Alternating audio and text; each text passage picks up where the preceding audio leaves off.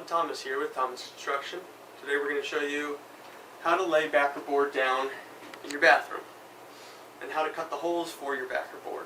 A lot of people have trouble with that. They don't know how to orient their boards correctly, so we're just going to get into it.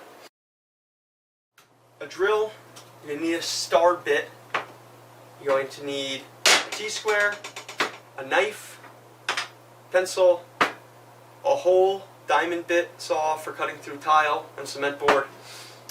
You're going to need a hammer, and you're going to need the screws to actually screw the cement board down.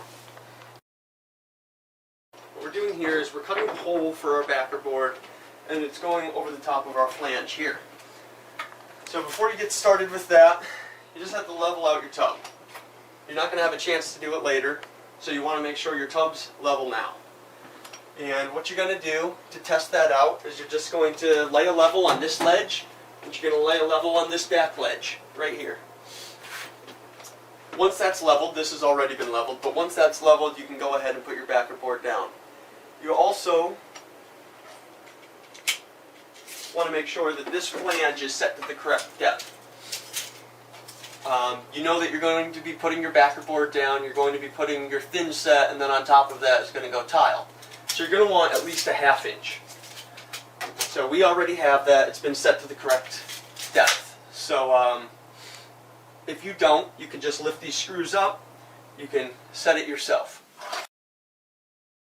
How to mark for your hole for the flange and for your water feed, because those are the two things that are coming out on this board. We're going to take a measurement right here.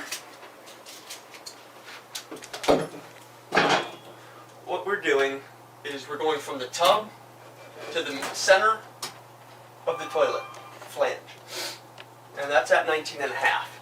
So we're going to take this same measurement, come over here, and we're going to draw it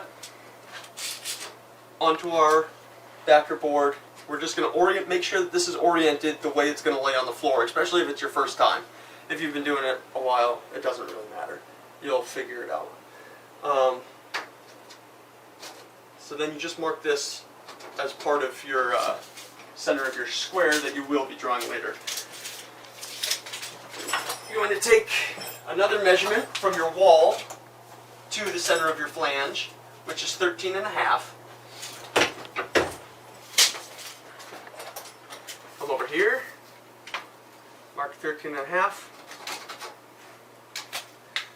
What we're doing next is we're going to take the width. How big is this circle? This is 7 inches. It's 7 inches both ways is a circle. So you're going to draw a square here. So you're going to take 3.5, put that on the lines that you've already drawn. It doesn't matter. You can start this way, you can start this way, it doesn't matter.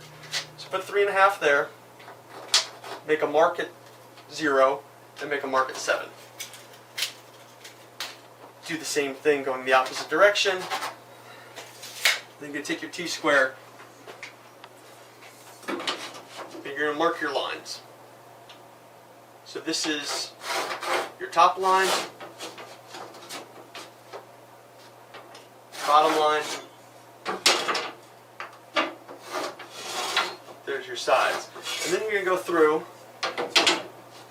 the center of the square, because that's where you're going to, eventually you're going to have to hit there to break the square out.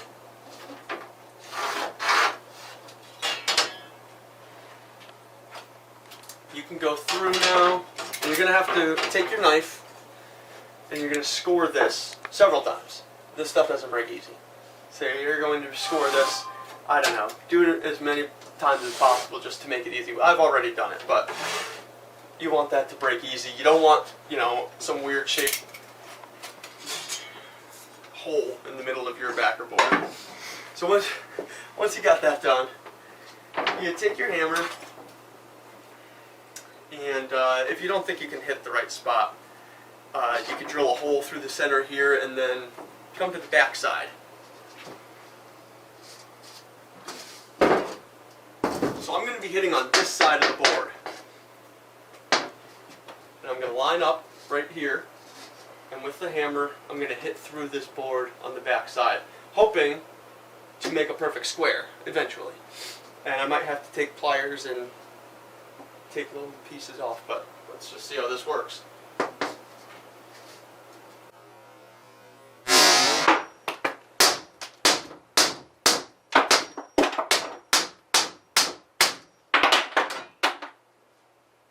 Pretty good.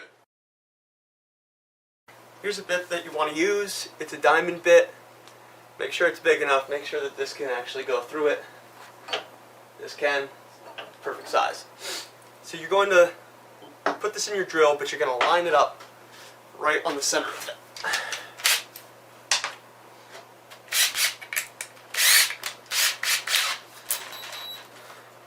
it.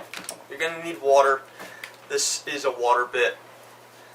You can do it dry, it's just going to kill the bit, and it's not going to cut as easy. So make sure you keep that wet while you're doing it.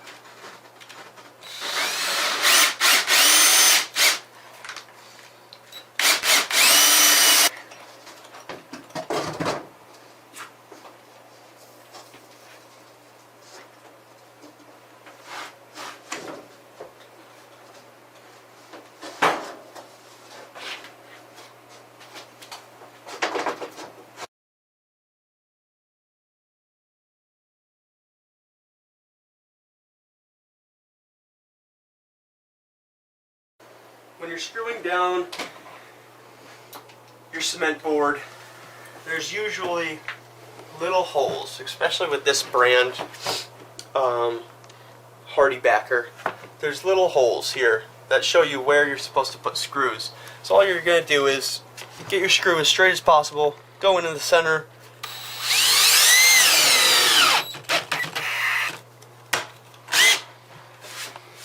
and you're going to want to make sure that you go down enough, but not too much where you're going through the cement board.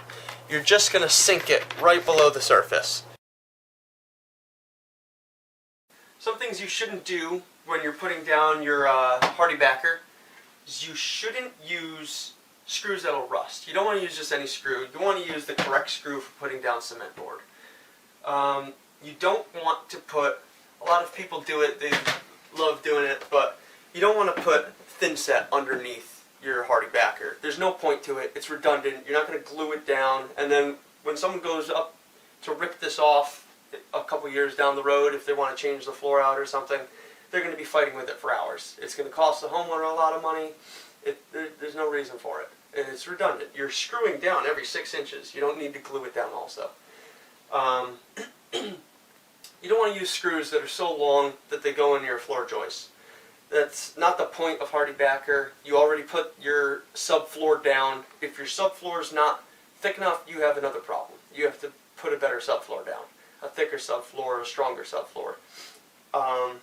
You also don't want to put Hardibacker, you don't want to go over the top of particle board. You want to go over the top of real plywood.